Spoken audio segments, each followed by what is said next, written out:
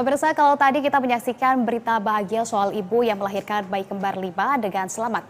Tapi kasus yang satu ini sungguh menyayat hati pemirsa karena seorang anak tega memenjarakan ibu kandung akibat pewarisan. Pihak terdakwa yaitu sang ibu diminta uang 10 miliar rupiah oleh anaknya untuk berdamai. Seperti apa komentar Bang Tobat akan dibahas lebih dalam di segmen Bang Tobat berikut ini.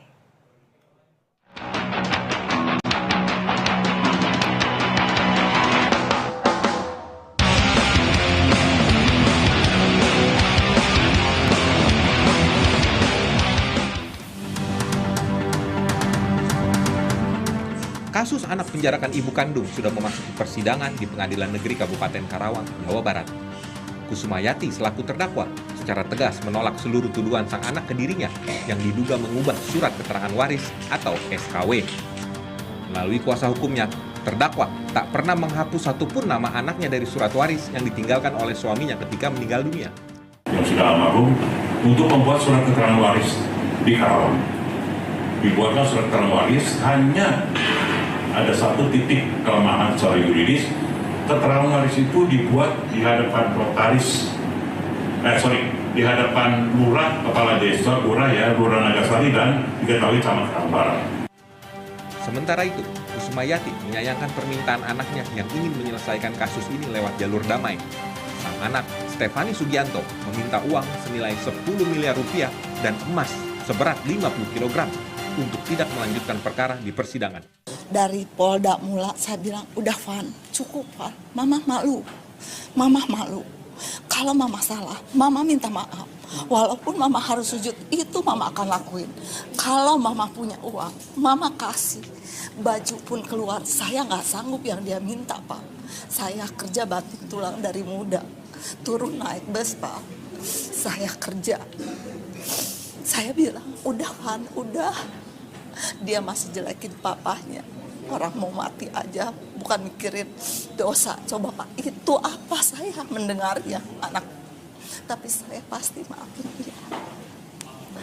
Kasus ibu dipenjarakan anak kandungnya bermula pada 26 Juni lalu yang membuat heboh masyarakat bahkan hingga viral ke salah satu media sosial. Roy Adriansyah, BTV, Jakarta. Dunia memang kurasa mau kiamat bentar lagi.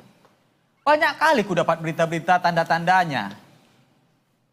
Ini bukan aku mau cerita soal peramal India yang prediksi kiamat kemarin itu ya.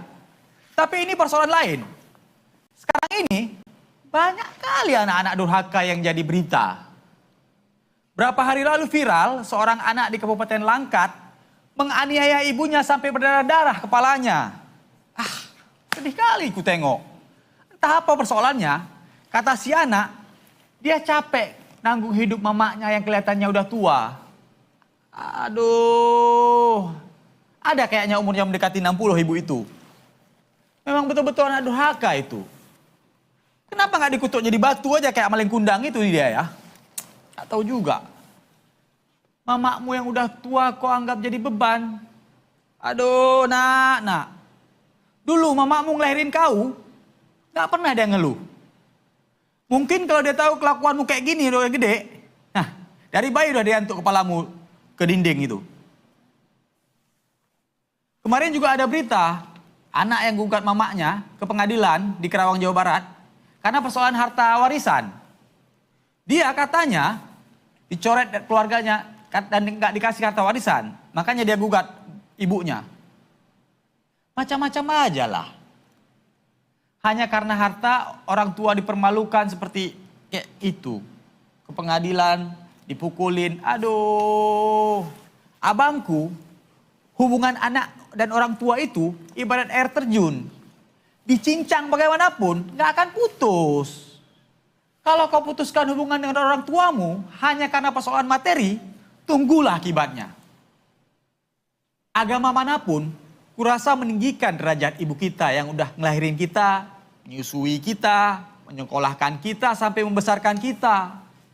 Lalu ketika udah besar dan jadi orang, kau siksa ibumu, kau hinakan orang tuamu, kau cabut nyawanya hanya karena keinginanmu nggak dipenuhi sama mereka. Masya Allah, na'udzubillah min dalik, summa na'udzubillah. Abangku, Jangan sampailah kejadian kayak gitu di keluarga kita ya. Karena itu, kita harus mendidik anak kita lebih baik. Jangan sampai anak kita besar nanti jadi seperti keledai yang nggak tahu terima kasih. Tanamkan nilai-nilai agama dan kebaikan ke mereka dari kecil. Supaya nanti kalau dia udah besar, udah gede, nggak jadi anak durhaka. Dan berguna kayak orang-orang yang viral, nggak berguna kayak orang-orang yang viral itu. Ingat, kebenaran pasti akan menemukan jalannya sendiri. Dan kejahatan pasti akan kalah. Karena itu bertobatlah. Aku Bang Tobat pamit dulu. Menyala bangku.